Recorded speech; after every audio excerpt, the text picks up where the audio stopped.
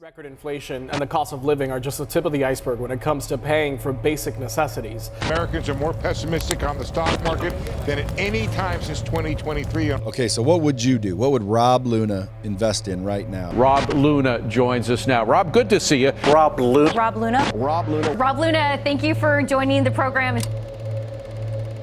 I used to say I grew up poor, like regular poor. Now that I've got a son and a daughter and I look back at it as an adult, I realized it was actually a lot worse than that. I was born in New Jersey in 1974.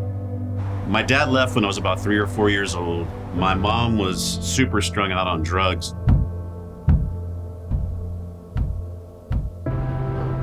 Right before my 10th birthday, my mom moved me out to Los Angeles. She located my dad.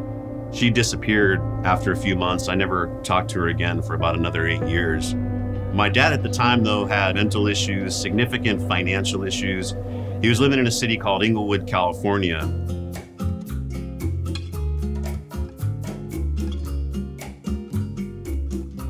There was heavy gang violence, drive-by shootings. I saw friends get killed, stabbed. This was kind of the day-to-day living at that time. In the state of California, the largest number of gangs that we have are Hispanic gangs. I got caught up in a lot of that to try to survive. There was one time where I was actually driving and a bullet went through my back window and then feeling heat go past my ear and out the front window. Shortly after I turned 17, I was arrested and charged with attempted murder. I had nothing to do with it, but at the time, you don't rat. You don't tell who did it, because if you do, you're gonna get killed. So you'd rather just take the consequences. And I was, quite honestly, prepared to spend the rest of my life in jail. Thankfully, I had a public defender who was able to look at the case. There was no evidence, and he was able to get me out on a misdemeanor. I doubt if any of them. I think we should dismiss them. When I was released, I got back into high school, and I had a high school wrestling coach. He was able to arrange in my senior year a scholarship opportunity to go out to Arizona to a junior college and wrestle. That opened the door for me to education, which literally saved my life.